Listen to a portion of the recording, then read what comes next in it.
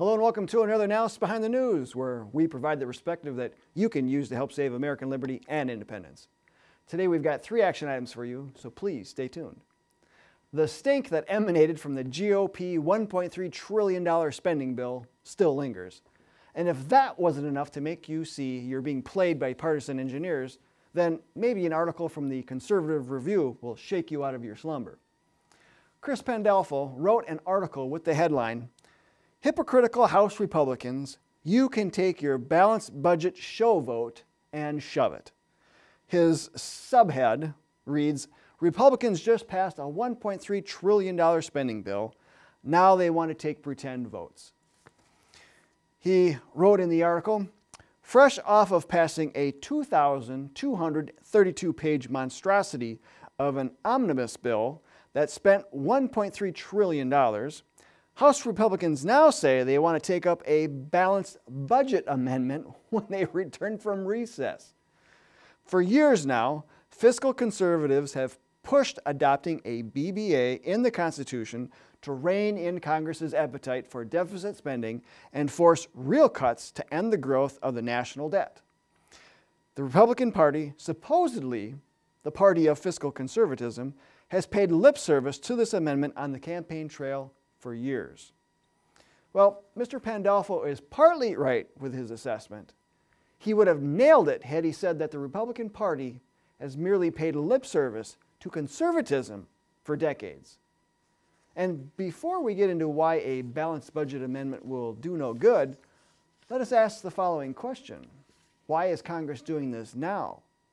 Did they feel so much heat from voters that they're beginning to see the light? Well, further into the Conservative Review article are some great quotes from Representative Thomas Massie from Kentucky. He said, "Absolutely nothing good will happen between now and the election. And the most that you can hope for is that nothing will happen. All the conservatives are terrified of their own shadow. They will not put a conservative bill on the floor that has a chance of getting a vote in the Senate. Don't get me wrong, we're going to have a lot of great pretend votes." He continues, "In fact, our leadership told us in the conference, well, once we get the omnibus behind us, this is the only piece of must-pass legislation. Then we can do all those things we all want to do." In it, he writes, "I took that to mean," again, this is Representative Thomas Massie, "now we're going to pass a whole pile of pretend bills." This is what he says. "And you all can put your name on it if you've been a good little soldier and never voted against one of these rules. We'll get you a bill on the floor with your name on it, and it's going to pass. But we know it's not going anywhere in the Senate, and you can go home with that bill and say, 'I got this one passed in our chamber.'" Mr. Pandolfo suggests that a vote on the balanced budget amendment would be one of those pretend votes.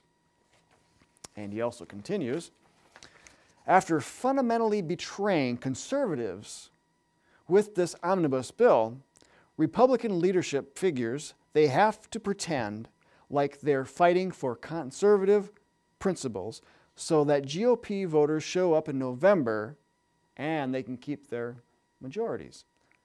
They'll vote on the balanced budget amendment, it will fail, and they'll turn to you and say, 'See, we need more Republicans up here in the swamp. Otherwise, we'll never get the things you want done. There are just too many Democrats.'" Now, he sums it up nicely by concluding, "Republican leadership and the rank and file members who voted for the omnibus need to be held accountable for this disgusting hypocrisy." Indeed, they do. Last week, we suggested a way to do so. Did you do that?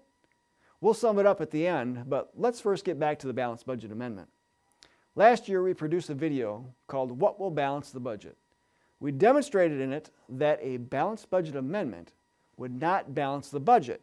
Rather, it would legitimatize unconstitutional spending and offer many loopholes for uncontrolled spending. Plus, if this amendment doesn't pass Congress, then advocates for an Article 5 convention, or constitutional convention, would propose a convention route to get the amendment passed. Unfortunately, that way is rife with possibilities of having the convention hijacked by special interest groups, as well as having the Constitution or the Bill of Rights completely rewritten, as happened to the Articles of Confederation in 1787.